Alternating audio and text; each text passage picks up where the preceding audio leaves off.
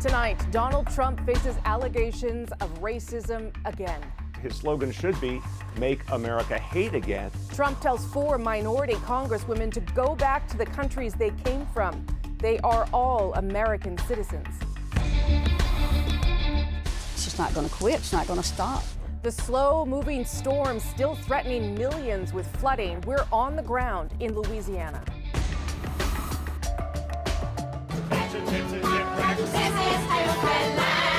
The lights on Broadway went out, but the show went on. We wanted to just kind of give them a little taste of our show. Making the best of a blackout later in our moment. This is The National.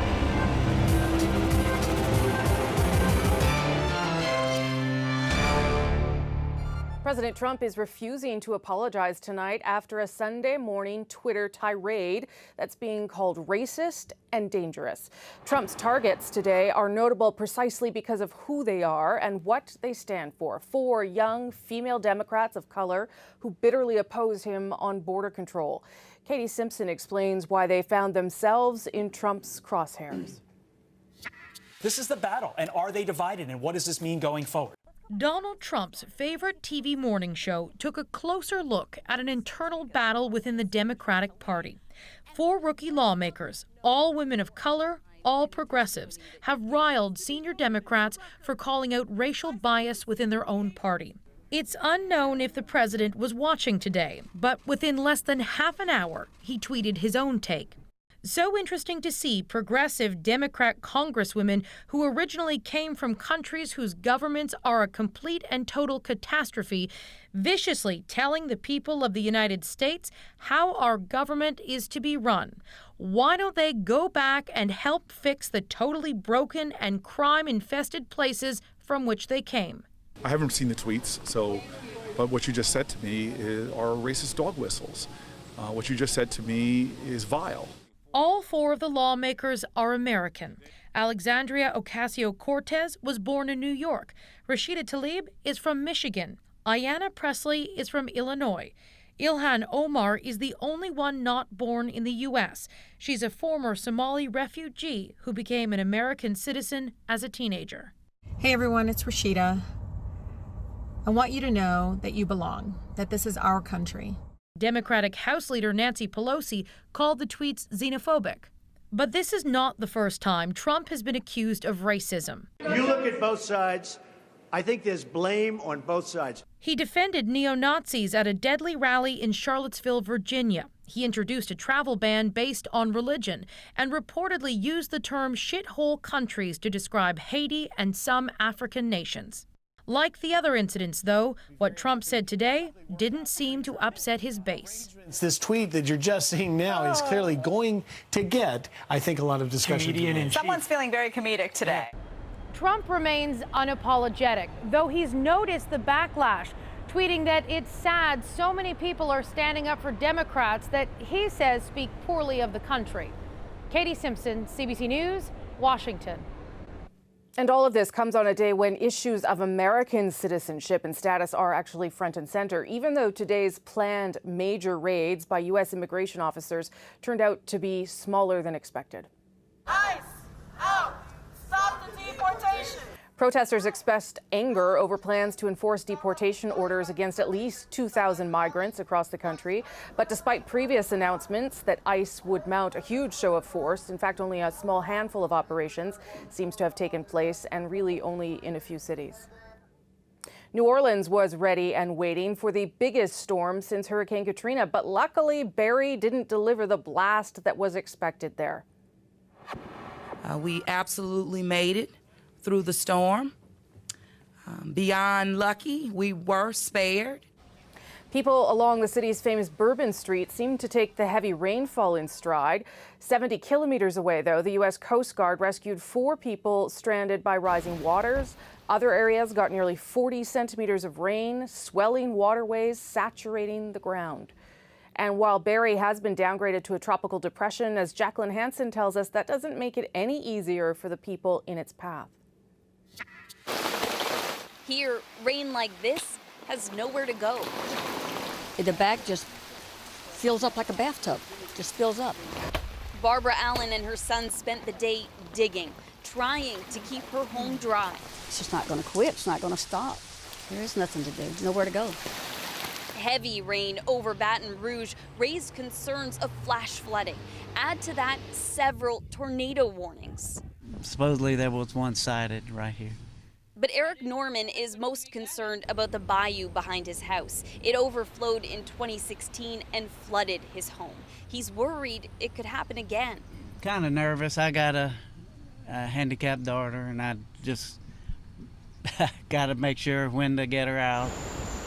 Barry's bands of rain have been slow and unpredictable. Water levels in most areas are receding, including on the north shore of Lake Pontchartrain, where strong winds yesterday pushed water up from the lake and flooded streets. Right now, I think it's going to be a long time until the water actually, leaves our property. The flooding comes with the territory, but Gregory Reardon believes a seawall erected after Hurricane Katrina to protect the area is making it worse. The water is really not flowing out the way it used to. But in New Orleans, the test of upgraded flood protection systems never happened. Everything was in place, the floods just didn't come. Around New Orleans, but not in the center. Getting hurricane prepared, but nothing really happened. The streets of New Orleans are coming back to life, and while the city was spared this time, it is still just the beginning of hurricane season, so locals here know they need to be ready for more. Jacqueline Hansen, CBC News, New Orleans. Now to a CBC News exclusive centered on Winnipeg's National Microbiology Lab. It's Canada's only Level 4 laboratory where experts work on a host of deadly and dangerous diseases. Now CBC News has learned that a renowned biologist from China has been escorted from the facility. This as the RCMP investigates what they're calling a policy breach. Karen Pauls has the story. Good morning. Dr. Zhang Chu has been recognized by the Governor General's Innovation Awards. This work can't be done without teamwork. She and the team at the National Microbiology Lab have been praised for developing an Ebola vaccine. But just over a week ago, Chu, her husband, and her students from China were evicted from Canada's only Level 4 lab, their security access revoked. Staff at the lab was told last Monday the couple is on leave and not to communicate with them. We're getting this from sources who work at the lab, but who don't want to be identified for fears they'll be punished. They say this is coming just months after IT specialists entered Chu's office after hours and replaced her computer, and her superiors stopped authorizing work trips to China. Manitoba RCMP confirmed it was called in by the Public Health Agency of Canada on May 24th. A spokesperson says the agency is investigating a policy breach, calling it an administrative matter, and it's taking steps to resolve it expeditiously. We can assure Canadians that there is no risk to the public and that the work of the NML continues in support of the health and safety of all Canadians. All this, of course, is unproven, but even microbiology, sometimes especially microbiology, can have issues that involve national security. It's something CSIS has already warned about. Canada is facing threats from foreign espionage, and not just in the traditional sense of trying to understand what our national security interests are and agencies are involved with, but threats to our economic security. Canada's relationship with China has been strained ever since the detention of a Huawei executive on a U.S. arrest warrant. Shortly after, China detained 2 Canadians, accusing them of stealing state secrets. This likely won't go over well and could even deepen the diplomatic divide. Karen Pauls, CBC News, Winnipeg. So I think you'd agree that few things are as frustrating, even maddening for Canadians, than a truly bad experience with air travel. And no wonder. The expense, the time, the sense of powerlessness, it can all just feel like, well, too much. But starting tomorrow, Canadian travelers can look forward to taking at least some of that power back when parts of the government's new Air Passenger Bill of Rights comes into effect. Tanya Fletcher looks at the fine print. It's frustrating. It's really frustrating. Flight delays are nothing new for travelers. At Vancouver International Airport this weekend, that anger directed at Flair Airlines. One of its planes had a mechanical issue, leading to significant delays in Edmonton and Toronto, too. It's like 40 minutes before boarding. They said it was delayed by 12 hours. An all-too-common complaint. This month alone, Swoop canceled 30 flights, mainly due to maintenance problems, and Sunwing passengers have filed 48 complaints since May 1st over flight cancellations. But up until now, passengers would rarely see compensation. They'd have to dig through the airline's own rules and then make a formal complaint to the Canadian Transportation Agency. It's a very hollow and very expensive and time-consuming and awkward process right now. This consumer advocate is optimistic the passenger Bill of Rights will help. Well, there'll be a lot of improvements.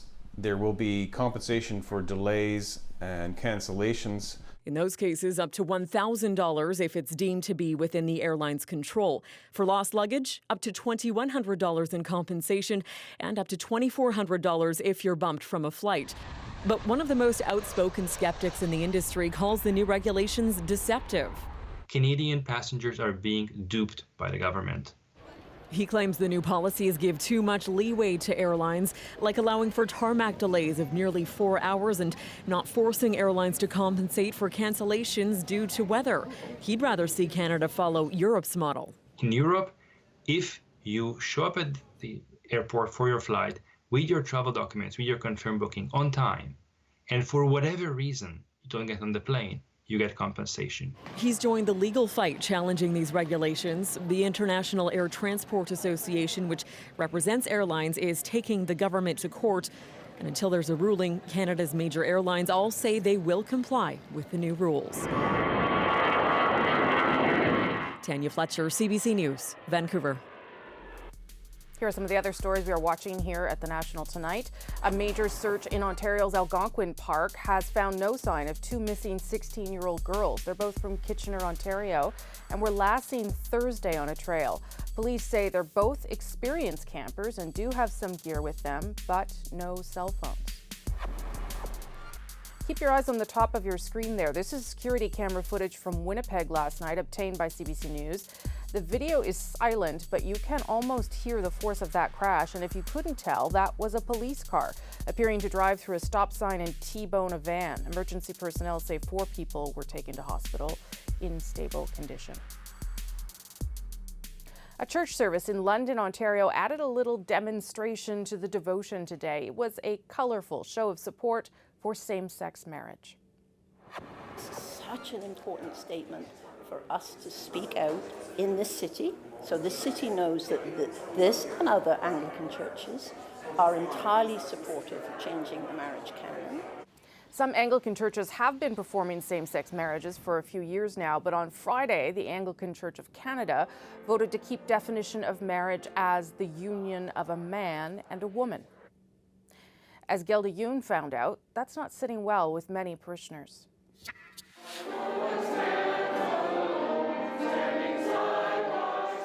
The pews were filled with more color than usual inside St. Aidan's Anglican Church, the congregation heeding their reverend's call to put on their rainbow best. Today was our opportunity to let the LGBTQ2S plus community know that we stand in solidarity with them. This tutu, my daughter made this last year to walk in the Pride Parade. The colors also an act of defiance against the Anglican Church of Canada's decision not to recognize gay marriage.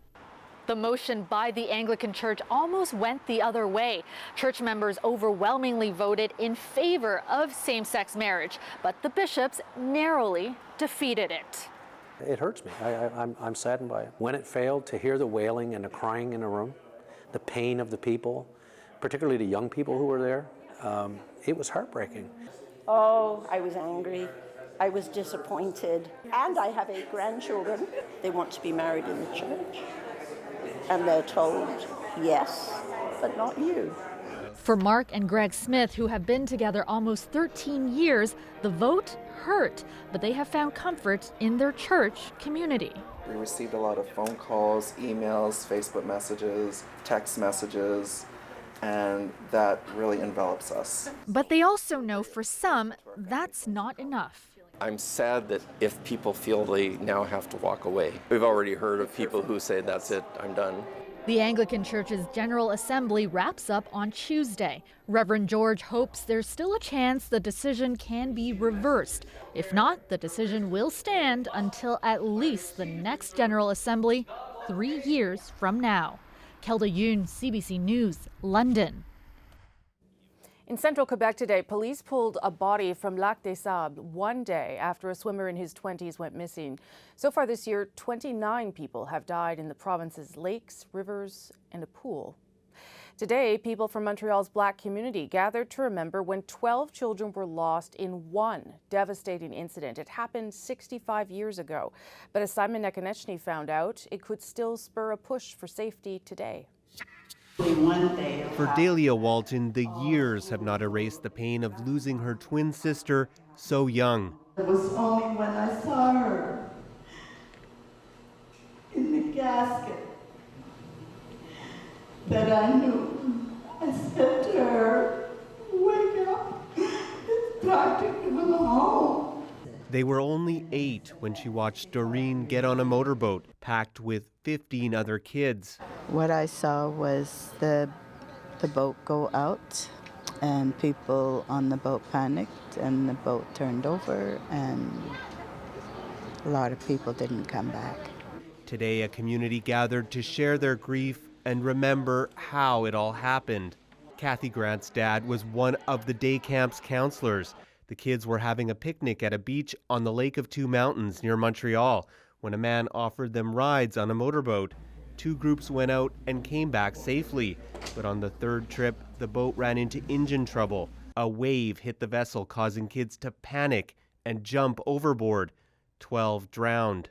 Grant says the kids scratched and clawed at her father's neck as he tried to rescue them. Some later blamed him. He'd be walking down the street and people would say, murderer, murderer, murderer. And it really hurt him. For years, the community wouldn't even talk about what happened. That has changed. Gail Millington Grant was only 2 when her sister Paula died in the accident. She's pushing to make swimming lessons mandatory in Quebec schools. And I want them to have the knowledge, the respect, and the fear of the water. After the accident, Dahlia Walton secretly took swimming lessons, knowing her mother didn't want her near the water. But she says everyone should learn, so when accidents happen, they don't become disasters. Simon Nekonechny, CBC News, Montreal. Still ahead tonight, the political cost of Moscow's very expensive facelift and the national interview from space, a conversation with David Saint-Jacques when he was on the International Space Station. Plus,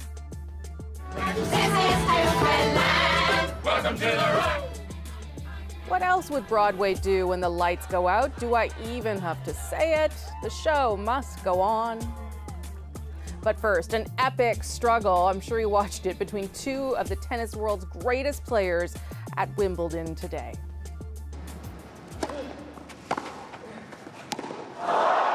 It's not that Serbian tennis star Novak Djokovic is promoting a plant-based diet. It's just that eating grass after a big victory is his personal tradition, and well-earned today after defeating Roger Federer for the Wimbledon title. It was a historic contest, the first final ever decided by a tiebreaker.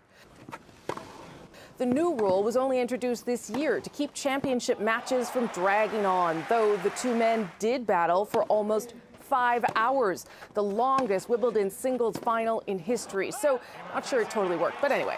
Federer held 2 match points when serving at 8-7 in the 5th set, but Djokovic saved them both.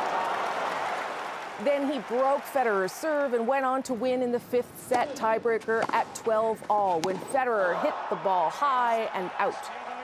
Congrats, Novak, but maybe have something a little more substantial for your victory dinner.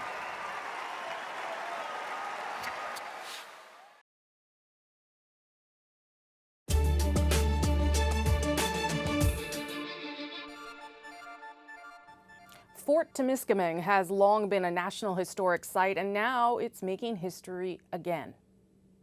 For the first time, a First Nation has essentially been made the co-owner and co-manager of one of these sites. It's happening in northwestern Quebec, about 450 kilometers from Ottawa.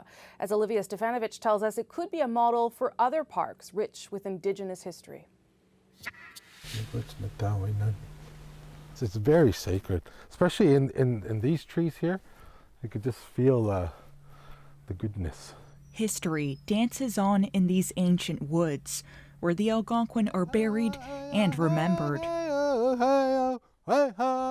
They sang songs on these grounds, and their home became a place of sharing as newcomers ventured deeper into their lands. Well, the voyageurs, they had very long days, so they used to sing to give themselves courage. C'est dans le mois de mai. For centuries, the Algonquin and the European fur traders met right here, a perfect spot. 21 days to Montreal and the markets, 25 days to Hudson's Bay and the trading posts. Back then, this was a key meeting point for both communities. And now, hundreds of years later, they're coming together again. The Canadian government is really focused on, its commitment to the reconciliation. So Parks Canada was really open to work with the community.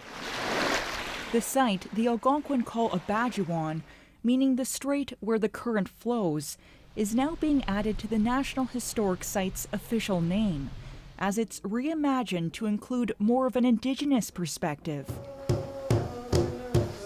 After more than 20 years of negotiations, the federal government has transferred half of Parks Canada's ownership to a trust for Temiskaming First Nation, giving the community equal say on how the museum, tours, and burial sites are treated. And I really believe that our community has set the groundwork for other First Nations across Canada to engage in these kinds of negotiations and to come to this point where National Historic Sites are celebrating the First Nations presence as well as the European settlers that came. A lesson in patience and persistence that eventually convinced Ottawa into a compromise so future generations can learn about the Algonquin culture. I know who I am. I am a descendant of a strong, proud, hard-working people. I know who I am. I am Anishinaabe. I am Algonquin. And so the newfound connection with the sacred land can be passed on. Olivia Stefanovich, CBC News, near Ville-Marie, Quebec. This week marks 50 years since man first stepped foot on the moon. Up next, we thought we'd revisit a conversation with David Saint-Jacques back when he was on the International Space Station. What is it that excites you most about the future of space? It's a good question. That was a good question. The Sunday interview with a Canadian astronaut in space. That's right after the break.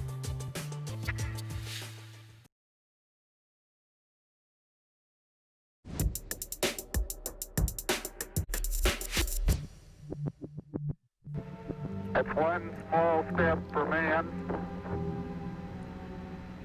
one giant leap for mankind. Wow, it's kind of hard to believe that it's been half a century since humans first walked on the moon. Look at those pictures. The Apollo 11 mission touched down on the lunar surface on July 20th, 1969. So all this week, the National is going to mark the 50th anniversary of that incredible achievement with a special series saluting the early pioneers of space travel and those driven to take us even further.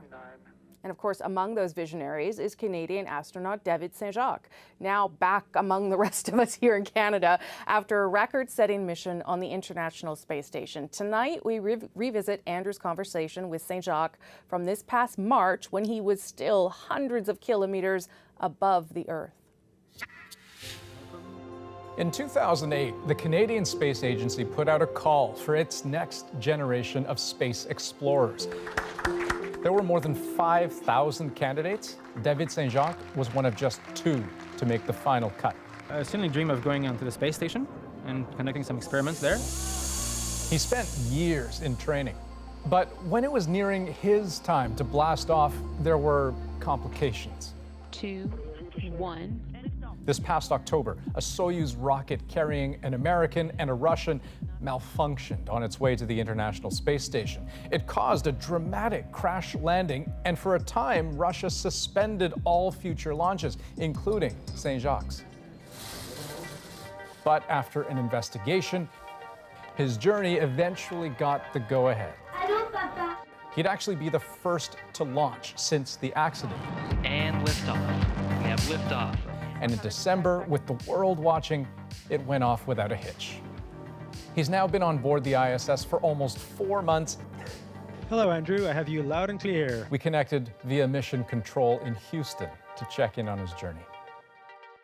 So, first of all, David, thanks so much for making the time to chat with us. This is very exciting.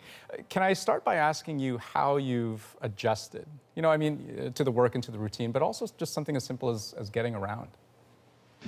You know, it doesn't come quickly. It, in my case, took several weeks. But yes, I did eventually adjust physically, completely.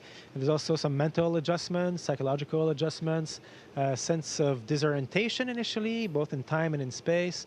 Learning to fly has been the most important thing, I guess. Learning to move around using your feet and your hands without breaking anything and without taking anything off the walls. Initially, when you see rookies come in, we kind of very slowly move, and yet we bang things around. Now you kind of, without thinking about it, you just push yourself in the right direction and float through the modules. You have to learn not to lose things because everything wants to fly away from you. So we have all these tricks. And then mentally, getting to get in the routine of staying in contact with people you love on the planet and remaining functional up here. All these things take time.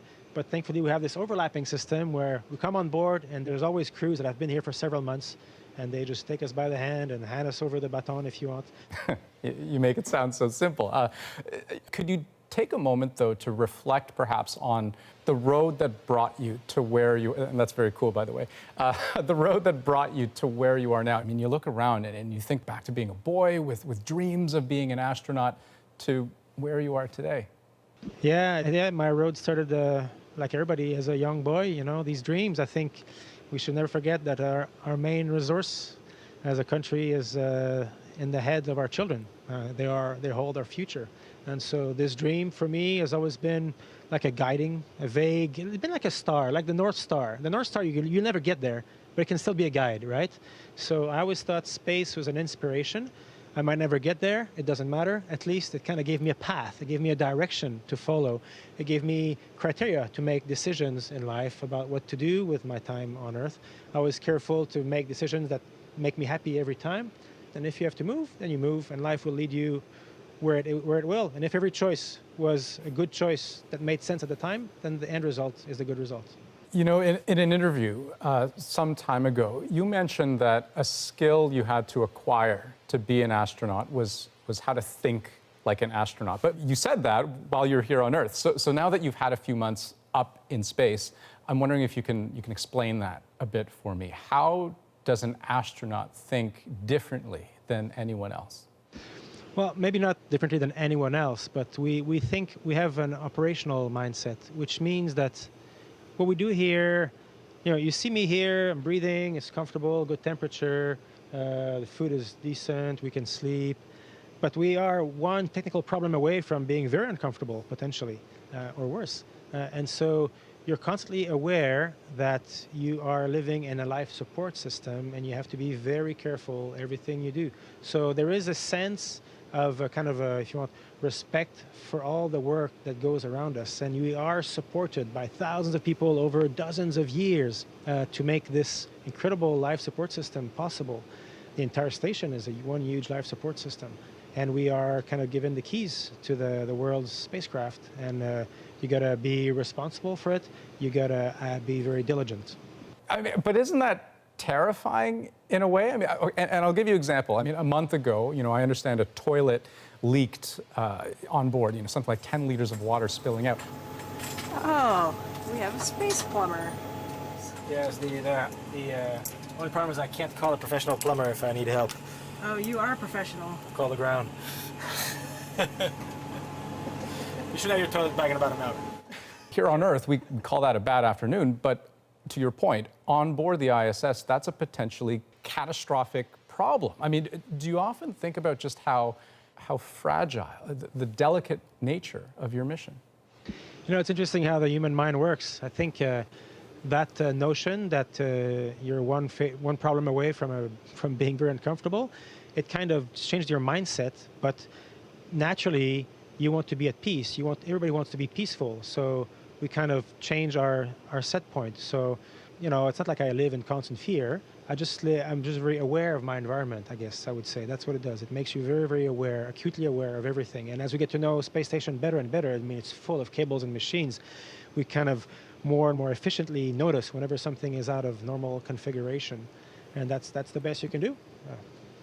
You also recently oversaw the successful docking of the SpaceX Dragon capsule with the International Space Station, which was, you know, a very real example of what future manned space travel could look like.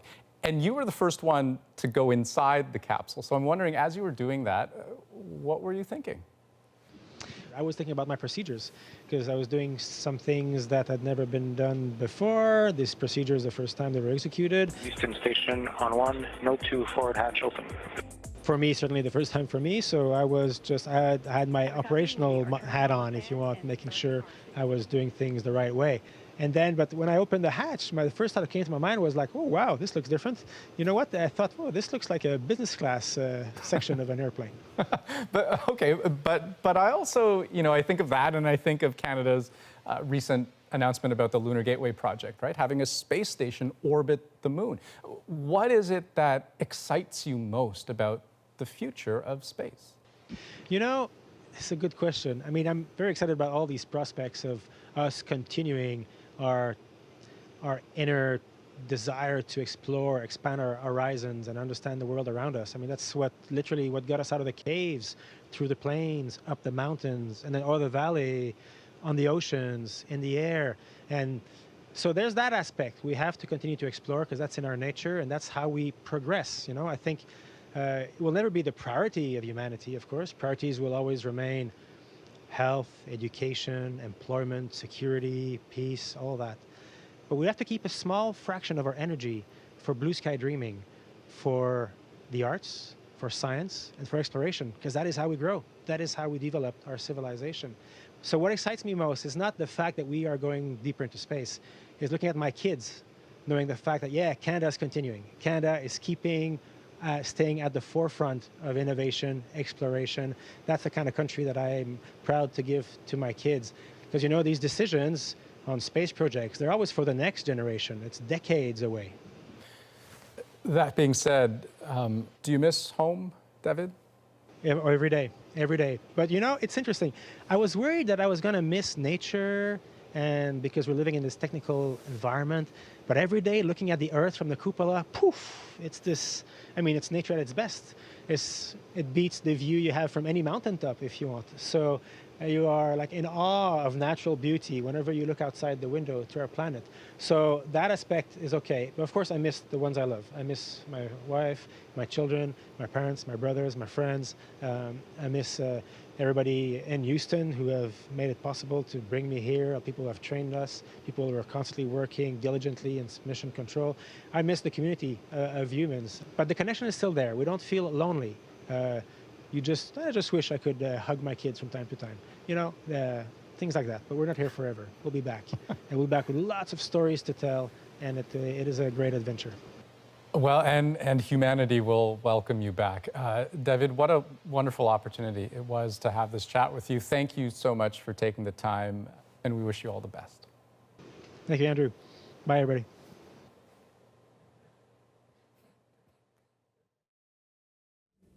Now he's probably just like sitting on his couch watching The National. Tomorrow night on The National, we'll look at how far space exploration has come over the last 50 years. When could we return to the moon? And will Canada play a crucial role? Here's a preview.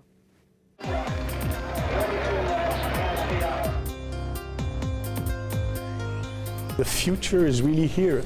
And the future is not only looking back at the Apollo program 50 years ago. We're going to do things differently. Access to space is easier now. It will be done both with international partners and commercial partners. This is very real. I mean, Canada is really going to the moon. And we've played with different environments. We have a Mars terrain outside as well. Canada's always played in this game, but always done that in kind of, from the sidelines. Now we get to be on the field with the big players in the big game going to the lunar surface.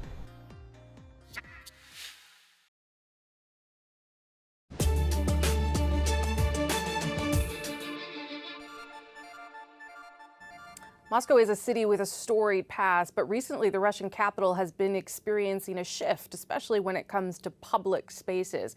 Call it urbanism on overdrive. But creating a more livable city comes with a political price, and tonight we revisit that in Chris Brown's Dispatch from Moscow.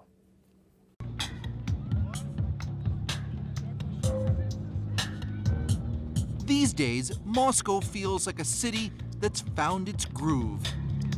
It's loaded with new energy. It seems to be on a non-stop celebration of its culture, history, and traditions. While Russia's capital has always been a place of power and importance, until recently, it wasn't that nice a place to live. With too many drab buildings, tacky shops, and uninspiring public spaces. Not so anymore. Moscow turned 871 years old this year, and at this extravagant street party, we found lots of people thrilled with what their capital has become. Each year it's better because a lot of new streets, new parks. I think it's Moscow each year better. Yes. Очень красивый стал город. Ну, раньше он, конечно, не такой был, но сейчас просто прелесть. Прелесть. What's happening in Moscow has to rate as one of the most ambitious urban transformation projects ever attempted anywhere. But behind the new building facades and rebuilt roads and new amenities, there's also a shrewd political calculation about maintaining support for President Vladimir Putin. After all, Muscovites have been known to take to the streets when living standards drop. That happened most recently 6 years ago. Putin's administration has learned it's important to keep people in the capital happy. Спасибо. And Moscow's silver-haired mayor, Sergei Sobyanin, Putin's former chief of staff, is getting much of the credit for doing that, at least from Kremlin-controlled state TV.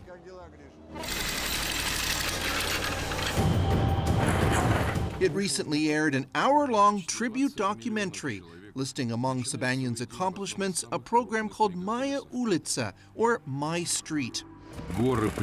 In just 3 years, 300 Moscow streets were narrowed and the sidewalks widened. 12,000 buildings received facelifts.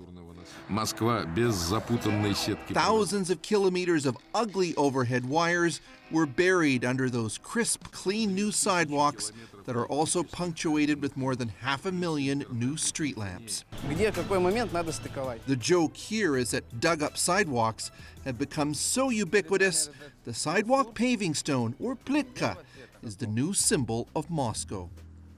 The city has become a showcase for urban renewal, and young architects from across Russia are coming to learn what might work for their communities.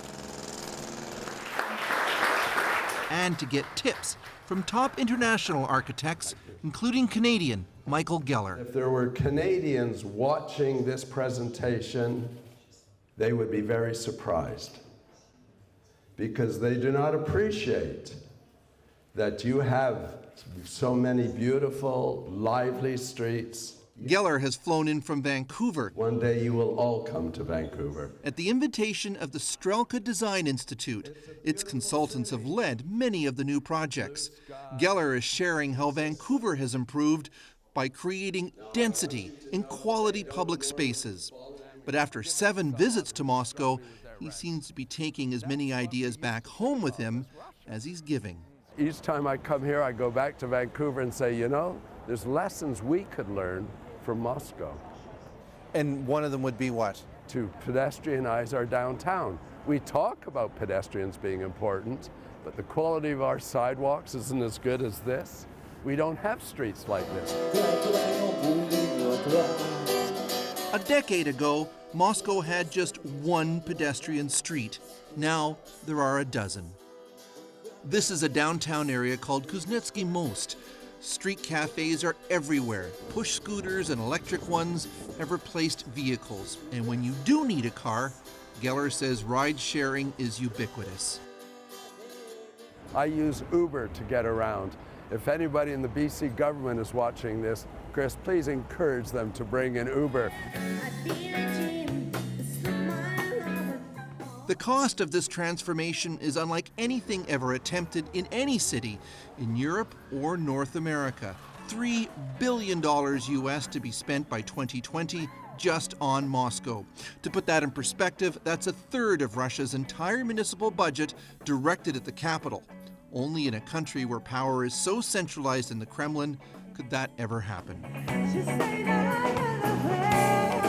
And those costs don't include this centerpiece, Zaryadre Park. An oasis of nature and culture, it's just a stone's throw from Red Square. And at $250 million, it's likely the most expensive park built anywhere. You can't purely celebrate places like this without trying to probe into the politics and the economics of how they work. British anthropologist Michael Morawski has spent a year studying why Vladimir Putin's regime has invested so heavily to transform Russia's capital.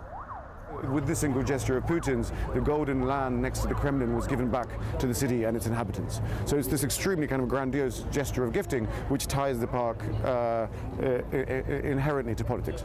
The park's defining architectural feature is a platform that sticks out halfway into the Moscow River, offering spectacular views of the city's famous landmarks. In a surreal scene when it opened last year, Putin took what seemed like a victory lap as the band struck up the theme from the last Austin Powers movie, The International Man of Mystery. It's hard to know what the Kremlin was getting at with that, but many here now refer to this place as Putin's paradise. It's designed to create support for the regime, and this is very much the message here that you know, you have received this park, you ought to be grateful. Authoritarian regimes have long used beautifying cities as a way to glorify leaders. Still, what's happening in Moscow begs the question, can such improvements in urban freedom encourage greater political freedoms as well? It's much too early to say whether Zaryadye and Maya Ulica creates a kind of democracy and freedom through architecture. The only things we have to go in so far is that people take many more selfies than they used to in this part of Moscow and on the Garden Ring, and that people voted for Putin in much larger numbers than they did previously. Moscow's renaissance is impressive, yet in other ways superficial. Daily commutes on clogged roads are still punishing. But Muscovites seem more than prepared to accept the deal Putin has offered them. A better, more beautiful city in exchange for letting him run Russia his way. Chris Brown, CBC News, Moscow. Up next, the New York City blackout couldn't stop the show. Our moment of the day, well, the day yesterday, right after this.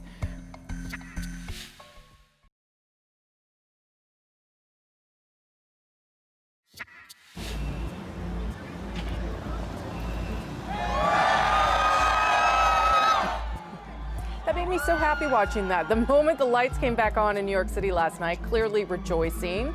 But before that, there was also something else. Music. When it was all dark and the Broadway shows were canceled and ticket holders were left outside, disappointed, but you know the old saying. And so performers from several productions took their shows out onto the streets, and that is our moment. Welcome to the rock, an islander, I am an islander, I'm an islander, I am an islander. I got to the theater and there were no lights on inside. Our goal was just to kind of make people feel still, even if they couldn't go inside, that they were safe and that they were welcome. We were all trying to make jokes about like which shows might be running, which shows might like have performances outside before we actually knew any of that would happen. I was like, oh wow, everyone stuck outside, including the performers, and now they're doing a show for us outside. To see that kind of citizenry, that kind of Good Samaritan attitude. It shows that New York City does have a heart. If you want to have a good time, seriously, just go and look through all of those tweets of all that video, and you'll know that's why New York's so cool and so special. And that is the National for this July 14th. Good night, everyone.